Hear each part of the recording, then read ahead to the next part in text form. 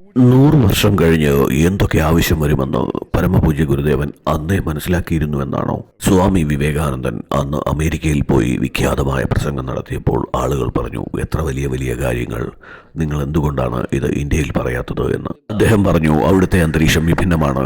ഒരു നേരത്തെ അന്നത്തിനായി പകൽ മുഴുവൻ പണിയെടുക്കുന്ന ജനതയാണ് അവിടെയുള്ളത് എന്ന്. എന്നവിടെ സമ്പത്തുണ്ടാവുകയും സമാധാനമില്ലാതാവുകയും ചെയ്യുന്നു. അന്നവർ എൻ്റെ വാക്കിനായി കാതോർക്കുമെന്ന്. പരമപൂജ്യ ഗുരുദേവന്റെ സാഹിത്യരചന വളരെ ബൃഹത്തും അത്ഭുതകരവുമാണ്. അനേകം വിഷയങ്ങളെക്കുറിച്ച് അദ്ദേഹം എഴുതിയിരിക്കുന്നു, പ്രതിപാദിച്ചിരിക്കുന്നു.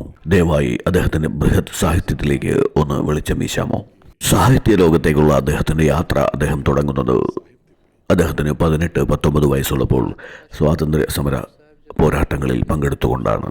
അന്നത്തെ മുഖപത്രമായ സൈനിക് ദിനപത്രത്തിൽ ഏറ്റവും പ്രായം കുറഞ്ഞ എഴുത്തുകാരൻ എന്ന നിലയിൽ അദ്ദേഹം ശ്രദ്ധ നേടിയിരുന്നു. അതിൽ അന്ന് അദ്ദേഹം എഴുതിയിരുന്നത് വളരെ വിപ്ലവകരമായ രചനകളായിരുന്നു.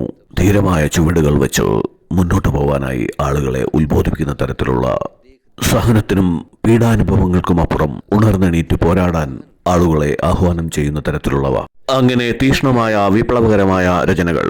എന്നാൽ ആധ്യാത്മിക രചനകളിലേക്ക് അദ്ദേഹം പ്രവേശിച്ചപ്പോൾ ആദ്യം എഴുതിയത് ഞാൻ എന്താണ് എന്ന പുസ്തകമാണ്. ഞാൻ എന്താണ് എന്ന പുസ്തകത്തിൽ വേദാന്തത്തിന്റെ സാരാംശമാണ് നമുക്ക് ദർശിക്കാനാവുക.